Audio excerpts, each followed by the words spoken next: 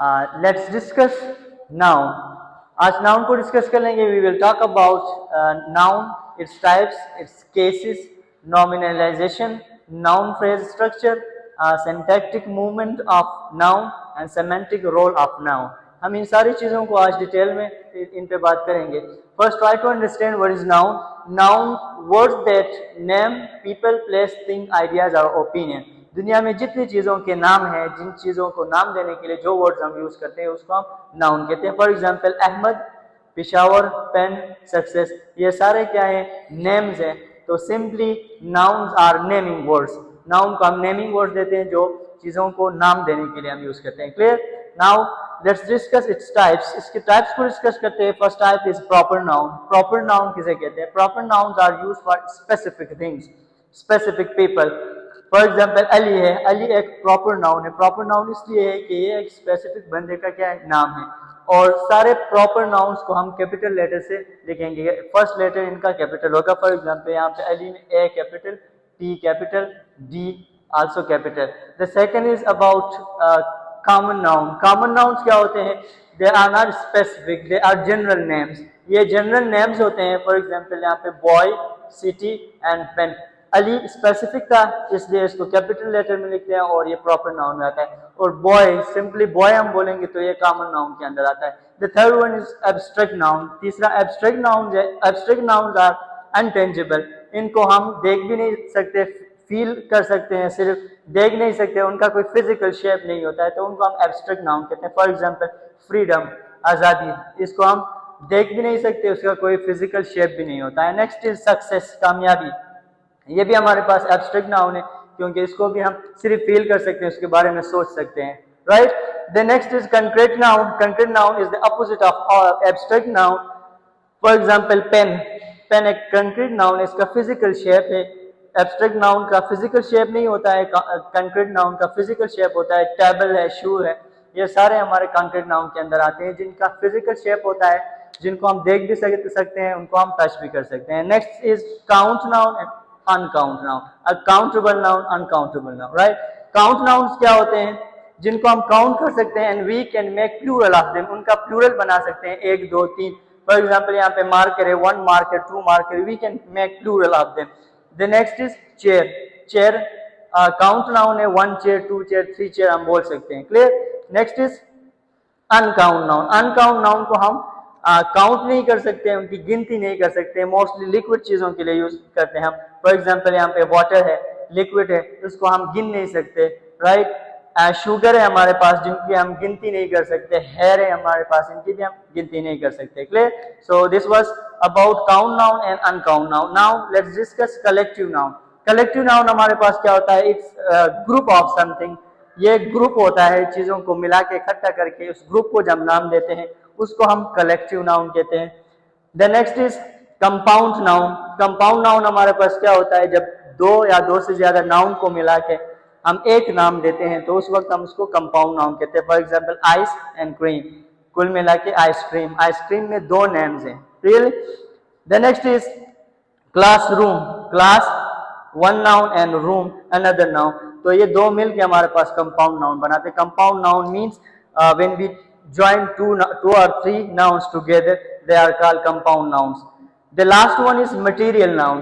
Material noun क्या होते हैं? Materials के names होते हैं जिनसे हम दूसरी चीजें बनाते हैं. For example rubber है, wood है, steel है, तो materials को show करता है, इसलिए material noun उसको कहते हैं. These were all about types of noun. Now let's discuss cases of noun. Noun के cases. Cases का मतलब noun को हम sentence में कहाँ पे यूज कर सकते हैं. The first case is called nominative case or subjective case. Nominative case, the word nominative is a grammatical term. ये grammatical term है, specialized term है और ये general name है उसका subjective. इसमें क्या होता है? हम noun को subject sentence के अंदर subject के तौर पर यूज करते हैं. For example, there is a sentence here: Ali reads book. Ali is the subject here, read is the verb and book is the object. यहाँ पे 2 noun यूज हुए हैं, Ali and book. तो अली यहाँ पे एज अ सब्जेक्ट यूज हुआ है, तो अली को हम क्या कहेंगे? नॉमिनेटिव केस ऑफ नाउन कह सकते हैं क्योंकि हमने उसको सब्जेक्ट के तौर पर सेंटेंस में रखा हुआ है. The next is accusative case और objective case. Same is the case with accusative. Grammatical term है और ऑब्जेक्टिव जनरल नेम है। इसमें हम क्या करते हैं, सेंटेंस के अंदर नाउन को जब यूज करेंगे तो ऑब्जेक्ट में रख के यूज करेंगे। फॉर एग्जांपल आई सा द डॉग, एक सेंटेंस है, I is the pronoun and subject. Subject और ऑब्जेक्ट हमेशा हमारे पास या तो नाउन होंगे या प्रोनाउन होंगे। So here pronoun has been used as subject, saw is the verb and dog is the noun here. और यहाँ पे नाउन को हम ऑब्जेक्ट में सेंटेंस के एंड में रखा हुआ है, तो यहाँ पे सेंटेंस के स्टार्ट में सब्जेक्ट पे रखा था और यहाँ पे एज एन ऑब्जेक्ट रखा हुआ है, तो ये हमारे पास ऑब्जेक्टिव और एक्यूजेटिव केस ऑफ नाउन कहलाता है। The next is genitive case or possessive case. Grammatical name, simple name, general name. इसमें हम क्या करते हैं, एक नाउन को सेंटेंस के अंदर पोजेशन के तौर पर यूज करेंगे जिसमें पोजेशन शो होगा। For example that is Sara's book, यहाँ पे दो नाउन है, सारा एंड बुक। अब सारा के साथ जब हम एपोस्ट्रोफी यूज करते हैं और एस लगाते हैं तो इसका मतलब ये होता है कि दिस बुक बिलोंग्स टू सारा, इस बुक का ताल्लुक किससे, सारा, ये बुक सारा की है। क्लियर। तो जब हम एक नाउन को जेनेटिव केस में रखते हैं तो इसका मतलब ये होता है कि हम पोजेशन शो करते हैं, ऑनरशिप शो करते हैं, उसके साथ सिंगुलर हो तो एपोस्ट्रोफी यूज करते हैं और एस भी इसके साथ ऐड करते हैं। जब प्लूरल हो तो इसके एंड में एस आएगा तो हम सिर्फ एपोस्ट्रोफी का यूज करेंगे, दोबारा से एस नहीं लगाएंगे। Clear. It was about generative case. The next is vocative case और एड्रेसिव नाउन, आप एड्रेस भी उसको कहते हैं।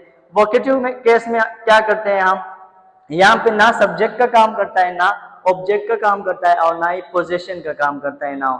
यहाँ पे क्या होता है, जिसको हम एड्रेस कर रहे हैं, जिससे मुखातिब है, जिससे बात कर रहे हैं, उसका नाम यहाँ पे यूज करते हैं, उस नाउन को यूज करते हैं। फॉर एग्जाम्पल अली और कामा है, यहाँ पे Ali listen to me, Ali से एड्रेस कर रहे हैं हम, तो यहाँ पे ना ये सब्जेक्ट का काम कर रहा है ना ऑब्जेक्ट का काम कर रहा है, ये सिर्फ एड्रेस का काम कर रहा है, तो this is called vocative case of noun. The next is dative or indirect object. Sentence के अंदर हमारे पास दो ऑब्जेक्ट होते हैं मोस्टली, एक को हम कहते हैं डायरेक्ट ऑब्जेक्ट कहते हैं, एक को इनडायरेक्ट ऑब्जेक्ट कहते हैं। एक्यूजेटिव केस में डायरेक्ट ऑब्जेक्ट है, यहाँ पे डॉग क्या है, डायरेक्ट ऑब्जेक्ट है। क्लियर। अब डायरेक्ट ऑब्जेक्ट जब यूज हो तो उसको एक्यूजेटिव केस ऑफ नाउन में रखते हैं, और जब इनडायरेक्ट ऑब्जेक्ट यूज हो तो उसको हम डेटिव केस ऑफ नाउन कहते हैं। फॉर एग्जांपल यहाँ पे देखिए, अहमद गेव अली गिफ्ट, यहाँ पे एक ही सेंटेंस के अंदर there are three nouns here, Ahmad, Ali and gift, तीन नाउन है यहाँ पे। अहमद यहाँ पे एक ऐसा नाउन है जो कि सब्जेक्टिव केस में यूज हुआ है या जिसको हम नॉमिनेटिव कहते हैं, right. The next is verb, हमारा वर्ब से काम नहीं है तो नाउन की बात करते हैं। नाउन अली यूज हुआ है, Ahmad gave Ali, again noun and last is gift. अब यहाँ पे हमने देखना है कि कौन इन दोनों में से, यहाँ पे there are two objects here, now we will try to identify the direct object and indirect object. जब यहाँ पे डायरेक्ट ऑब्जेक्ट की बात करते हैं तो अहमद गेव व्हाट, अहमद ने दिया है, क्या दिया है, उसका आंसर हमारे पास डायरेक्ट ऑब्जेक्ट होगा। अहमद ने गिफ्ट दिया है तो ये हमारे पास क्या है, डायरेक्ट ऑब्जेक्ट है। और अली क्या है, हमारे पास इनडायरेक्ट ऑब्जेक्ट है। क्लियर। सो जब हम एक नाउन को इनडायरेक्ट ऑब्जेक्ट के तौर पर यूज करते हैं तो उसको हम डेटिव केस ऑफ नाउन कहते हैं। It was all about cases of noun, ये सारा केसेस ऑफ नाउन के बारे में था। Nominative case, accusative case, genitive case, vocative case and the last one dative case. Now let's try to discuss nominalization. Noun में nominalization क्या करते हैं और नॉमिनलाइजेशन होता क्या है? It is the process in which we turn verbs, adjectives और adverbs into nouns. यहाँ पे हम क्या करते हैं, एक ऐसा प्रोसेस होता है जिसके अंदर हम वर्ब्स को, एडजेक्टिव्स को और एडवर्ब्स को नाउन में शिफ्ट करते हैं, नाउन में चेंज करते हैं, एक्सचेंज करते हैं। तो इस प्रोसेस में फॉर एग्जाम्पल यहाँ पे अगर देखेंगे सक्सीड है, सक्सीड हमारे पास क्या है, वर्ब है। वर्ब से हम क्या करते हैं, सक्सेस, नाउन है। सक्सीड से हम सक्सेस बनाते हैं। और दूसरा क्या है, सक्सेसफुल, हमारे पास एडजेक्टिव है, he is a successful person. Adjective से नाउन बनाते हैं, या एडवर्ब सक्सेसफुली है तो यहाँ पे सक्सेसफुली को खत्म करते हैं तो हमारे पास सक्सेस अगेन नाउन है। तो इस प्रोसेस में सिंपली हम क्या करते हैं, नाउन से नाउन बनाते हैं, वर्ब से, एडजेक्टिव से और एडवर्ब से। क्लियर। जिसकी वजह से हम क्या करते हैं, अपने वोकेबलरी वगैरह बिल्ड करने की कोशिश करते हैं, इनहांस करने की कोशिश करते हैं। तो हम एक ही वर्ड को पकड़ के उसको डिफरेंट ग्रुप्स में, डिफरेंट पार्ट्स ऑफ स्पीच में चेंज कर सकते हैं। So this was about nominalization. Nominalization ऐसा प्रोसेस है जिसके अंदर हम नाउन बनाते हैं। The next topic is syntactic movement of noun. Syntactic movement of noun क्या होता है? सिंटैक्स का ताल्लुक होता है स्ट्रक्चर से, होता है सेंटेंस में हम क्या करते हैं, नाउन को मूव करते हैं from one place to another place. For example अगर एक्टिव वॉइस हम यूज करते हैं तो इसमें अली है, यह सब्जेक्ट का काम कर रहा है, एक्शन परफॉर्म कर रहा है। Ali wrote the letter, letter end में है, ऑब्जेक्ट है, और उसको हम चेंज करते हैं तो फिर ये अली सेंटेंस के स्टार्ट से पैसिव वॉइस में क्या होता है, एंड में चला जाता है। तो ये सिंटैक्टिक मूवमेंट ऑफ नाउन कहलाते हैं उसको, जिसमें हम क्या करते हैं, सिंटैक्टिक स्ट्रक्चर को हम चेंज करते हैं, मीनिंग में इतनी चेंजेस नहीं ला सकते। The next topic is semantic role of noun. Semantic का ताल्लुक होता है मीनिंग से, होता है सेमेंटिक रोल क्या है नाउन का सेंटेंस के अंदर। इस सेंटेंस को देखें, the teacher gave the students book. There are 3 nouns here. इसमें 3 नाउन यूज हुए हैं, टीचर है, स्टूडेंट्स है और बुक है। 2 ऑब्जेक्ट्स यूज किए हमने, एक सब्जेक्ट यूज किया है। अब इसमें देखेंगे तो टीचर क्या है, सब्जेक्ट है, और इसको हम क्या कहते हैं, एजेंट कहते हैं, जो एक्शन को परफॉर्म कर रहा है। बीच में हमारा एक्शन है, गेव है, आगे निकल के द स्टूडेंट्स और बुक है। डायरेक्ट ऑब्जेक्ट बुक है और इनडायरेक्ट ऑब्जेक्ट हमारे पास क्या है, स्टूडेंट्स है। अब स्टूडेंट यहाँ पे क्या है, रिसीवर है। तो यहाँ पे हमने 3 नाउन यूज किए, डिफरेंट पोजीशन में उनको रखा है। एक में नाउन का फंक्शन क्या है, एजेंट का है, दूसरे हमारे पास रिसीवर का है, और तीसरे में हमारा थीम है। क्लियर?